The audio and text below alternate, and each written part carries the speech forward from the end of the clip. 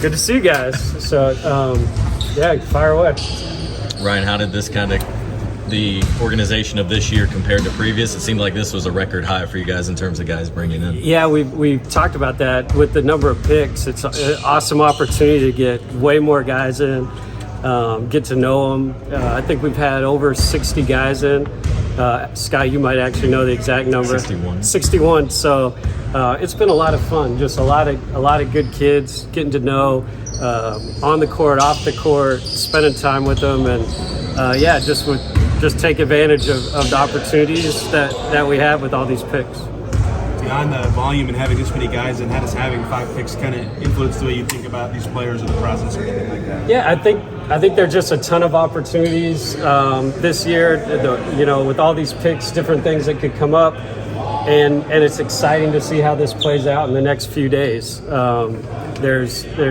all the picks, there's other teams that may be interested in getting some of those picks. We're interested in the picks and finding out where we could get value for the players at each place that we pick, or moving around to get other guys that we like. So yeah, just a ton of options, and we're looking forward to seeing what comes our way. What is that process like over the next 3 days in terms of getting phone calls and trying to evaluate what this pick is worth versus what that pick might be worth? Yeah, there's been conversations ongoing, and I'm sure they'll heat up. Teams now, just like us, we have our last workout. We'll kind of set the draft board, kind of finalize it, be ready to go, and then be able to evaluate different things that come in and make decisions on those.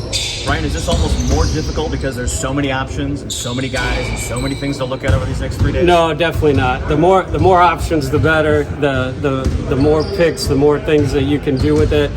More opportunities. Like I keep saying those 2 O words, but it seems to be what it is. And so, yeah, I mean, there's going to be good players at each of those picks. We're excited if it goes that way. If other things come up, and that's the best interest of building this team, then I'm sure Kevin and Chad, that's what they'll do. You talked about the possibility of things moving in. Did you guys kind of go into this thinking we've got to prepare to pick at any level? I mean, like not even just the ones you have, but we've got to prepare like we could move to any spot? Yeah, that's a good question. Every year in terms of preparation is the same. We prepare 1 through 60 and then even undrafted. So in terms of the work we did, it's the only added thing was having more kids come in here to work out and being able to see them for those picks. But in terms of the scouting, the process, it really doesn't deviate year to year. We try to improve it every year for sure. We try to add new things, figure out where we need to get better and do that. But in terms of the kind of the skeleton of the process, it stays relatively the same. How about the element of adding another 2-way contract and looking for the Mad Ants as well throughout all of this? Yeah, the Mad Ants, since we've had the Mad Ants, that's always been something that we've done throughout the years, make sure that we're taking care of kind of the late second round undrafted guys, so we're prepared to help them with Exhibit 10s. And the 2-ways, another one. So that's 30 more players that'll be in the NBA on 2-way contracts. It's great for the depth of our league. It's great for us to be able to develop another player. And we're looking forward to seeing how all that plays out here as well. What do you enjoy personally most about this whole process? Probably just getting to know the kids. Like I love getting to know them, their stories. Each one comes from a completely different path from another, and just figuring out what motivates them, what makes them, want to be a great player. And then as well, what they like off the court and their story. I mean, you have Max Lewis here today, who was a saxophone player, up until like 4 years ago. So just amazing, and you never get tired of getting to know them. The people of it is really fun. I don't know where you rank Ben among the most successful picks ever, but after such a good year for him, what did you learn about the process that went well for that and how you can apply it to future drafts? Well, the one thing about Ben is he wants to be great. You guys interview him, I'm sure you get a feeling of that, and that really was apparent from the first time that we ever talked to him. He is determined to be as great as he can be. So, we want players that want to be like that. Last year was the highest pick that we had in a long time. This year, just one pick behind it, and we want another player that wants to be great. These guys, we go into this looking at these lottery picks. They need to be big pieces for us. They need to be great players for us, and that's what we're looking for. Go ahead. I just having someone like Ty, both from his talent level on the floor and as someone, giving input in this process, impact things too. Yeah, Ty is great. Like, Ty's a basketball junkie. Ty watches all these guys. It's interesting as you go through, these younger players know who he is too, and they identify him as a player that would be great to play with, right? I mean, anybody that can pass and create shots for other people like Ty can is a pretty special player that other players would like to play with. So, it's been fun, and again, I think players recognize guys that they like to play with, and we've heard that a lot through this process.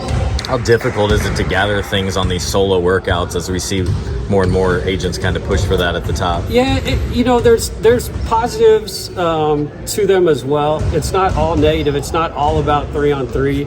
So I would say actually in some of them we may have actually learned more just by working with them 1-on-0 and by themselves than we would have if they were thrown into a group. So as you work through this and go through the process and deal with all that kind of stuff, like how workouts are constructed, I think you got to look at the positives as well as it'd be great if we could do 5-on-5, but that's the rules don't allow that. So whatever situation you're in, you want to get the best out of it. And again, I do think there was several of these where working with them by themselves, you actually learn more or some different things than you would if they were with other guys. Do you feel the importance of JP even more during those, and in what ways do you try to utilize him?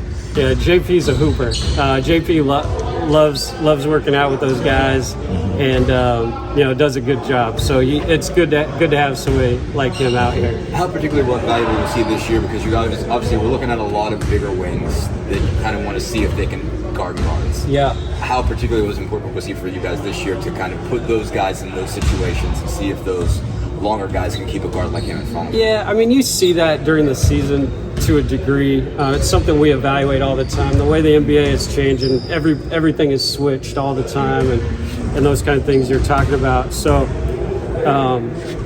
any kind of, as well as you need little guys to be able to fight big guys. So you look at it both ways. Again, like I said, JP is a hooper. He loves getting out there and playing, and it's a good, kind of a good test to see where they are in that regard. In what ways have you enjoyed having Larry back in the fold? Well, Larry's always in the fold, with me at least. I mean, I wouldn't have this career here without him.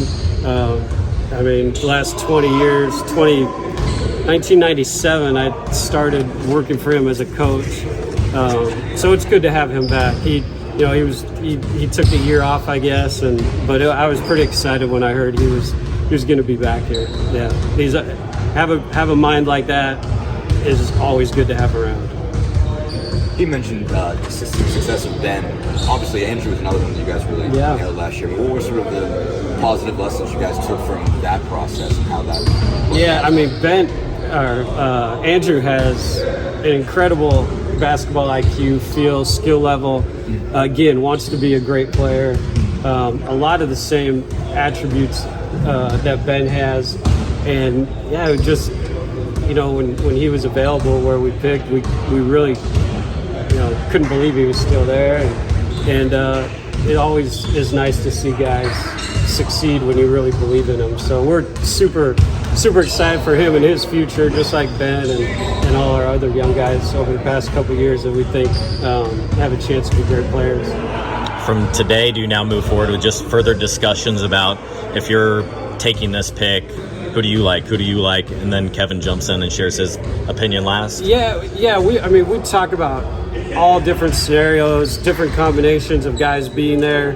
Most of it is kind of drawn out on just the order of the board, but Kevin and Chad and Kelly and Ted, and we sit in a room, and sometimes Kevin feels strongly about something that's a little bit different. So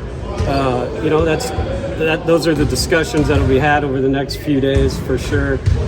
Again, there's still little bits of information trickling in. This process is it's definitely alive until you call the pick in. So lots of work still to be done, lots of discussion. Yeah, and we'll be ready on Thursday night, no doubt. You had the situation where Auxerre cancels or whatever. Does that happen more often than maybe we're aware of? That was interesting because I think it happened like a minute after the release was out. Wes could confirm on that. I don't remember. It was close. So, stuff like that. There's always changes in the process, and that one just timing-wise, happened a few minutes later than I would have liked it. But that's the way it goes. It's a changing process, and you roll with it and find other ways to do your work.